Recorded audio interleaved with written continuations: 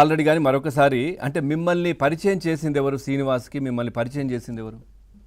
ఏమంటే నిన్న మీరు చూసుంటారు. మా హస్బెండ్ కూడా చెప్పారు. నన్ను పరిచయం చేసింది రాజకీయాల్లో దువ్వాడ వాణి. ఇది వాస్తవం. హ్మ్. అది కూడా శ్రీను గారు బద్నాం చేయడానికని నన్ను పరిచయం చేసింది.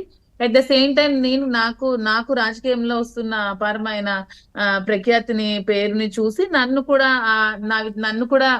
డ్యామేజ్ చేయాలి. ఇద్దరిని ఒకేసారి డ్యామేజ్ చేయాలనే ఆలోచనతో ఇవంతా కుట్ర చేసింది వాణి. ఎందుకు మిమ్మల్నే ఎందుకు ఎంచుకున్నారు? మీరు ముందు నుంచే మీకు తనకు పరిచయమా?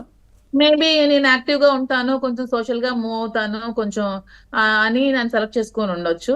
ఈమె మీద త్వరగా చెప్తే ఇది కొంచెం యాక్టివ్ గా ఉంటది కదా, కొంచెం సర్కిల్ ఎక్కువ ఉంది కాబట్టి దీని మీద కొంచెం త్వరగా చెప్పగలిగితే జనాల్లోకి వెళ్తుందని ఏమైనా ఆవిడ ఆలోచనలు ఏ విధంగా ఉన్నాయో మరి నాకైతే తెలియదు. ఆవిడ ఏ ఆలోచనతో ఇలాంటి కుట్ర చేస్తుంది, నన్నే ఎందుకు సెలెక్ట్ చేసుకుందా అని కూడా మాకు తెలియదు. అట్లాగే మీరు అన్నారు కదా ఓటు బ్యాంకు కూడా మీ ద్వారా ఎక్కువ పెరిగే అవకాశం ఉంది అని. అంటే మీ కుటుంబానికి నాకు రాజకీయ ఉమెన్ సర్కిల్ నేపథ్యమే లేదు కదా, రాజకీయ నేపథ్యమే లేదు కదా, మీకు ఓట్ ఓటు బ్యాంక్ ఎట్లా బ్యాంకింగ్ కి ఉంటుంది? రాజకీయ నేపథ్యానికి సంబంధం లేదు. మీకు ఒకటి గుర్తుపెట్టుకోండి. ఎందుకు? ఎవరైతే సోషల్ వెల్ఫేర్ కార్యక్రమాలు చేసి ఎవరైతే మనుషులకి కష్టాల్లో ఉన్నప్పుడు ఆదుకుంటారో వాళ్ళకి ఎప్పుడు జనాల సపోర్ట్ ఉంటుంది. మేము ఎప్పుడు మా మామయ్య గారి నుంచి మేము ఒక టెంపుల్స్ కట్టాము, నిత్యనారాయణ సేవ అని భోజనాల కార్యక్రమాలు పెడతాము, చాలా మందికి మేము పూర్ పీపుల్ కి చదివించాము, చాలా మందికి ఇవన్నీ చేశాం కాబట్టి ఆ విధంగా ప్రజలందరూ మాకు దగ్గర అయ్యారు. చాలా మందికి నేను ఫ్రీగా డాన్స్ క్లాసెస్ చెప్పాను, వాళ్ళ పేరెంట్స్ దగ్గర అయ్యారు. చాలా మంది లేడీస్ కి డాన్స్ క్లాసెస్ చెప్పాను, వాళ్ళ దగ్గర అయ్యారు.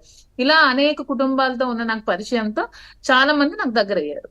సో ఈ ఫ్యాన్ ఫాలోయింగ్ ని చూసి ఈవిడ ఎలక్షన్ లోకి వస్తే మాకు ప్లస్ అవుతుందని ఆవిడ ఎలక్షన్ లోకి నాకు పిలిచారు, రాజకీయాల్లోకి నాకు పిలిచారు. కానీ మీరు అనేది రాజకీయ నాయకులకే కాదండి ఫ్యాన్స్ ఉండేది, ఈ లేదు. సోషల్ యాక్టివిటీస్ చేసిన వాళ్ళు కూడా చాలా మంది ఫ్యాన్స్ ఉంటారు. రైట్, ఫ్యాన్స్ వేరు, ఓటు బ్యాంక్ వేరు కదా.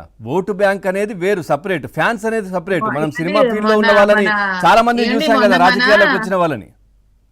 మొన్న మన జనసేన పవన్ కళ్యాణ్ గారికి ఫ్యాన్సే ఓట్లు వేశారు. ఫ్యాన్ ఫాలోయింగ్ తోనే అతను ఎలక్షన్స్ లో వచ్చి రాజకీయాల్లోకి నిలబడ్డాడు. లేకపోతే అతనికి రాజకీయ నేపథ్యం ఏమీ లేదు కదా. మీ పార్టీ వాళ్ళే అన్నారు కదా ఆయనకు ఎవరు ఫ్యాన్స్ లేరు, ఫ్యాన్స్ వేసే వాళ్ళు ఓటు బ్యాంక్ లేదు. మీరు అనలేదు కానీ చెప్తున్నాను నేను, మామూలుగా జనరల్ గా బయట మాట్లాడింది. నా ఒపీనియన్ ఏంటంటే పవన్ కళ్యాణ్ అనే వ్యక్తి కూడా రాజకీయ కుటుంబాల నుంచి రాలేదు కదా.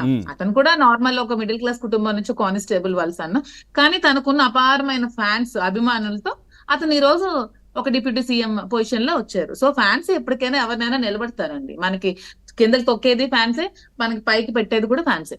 ఇప్పుడు మీ ఫ్యాన్ ఫాలోయింగ్ బాగా పెరిగినట్టుంది.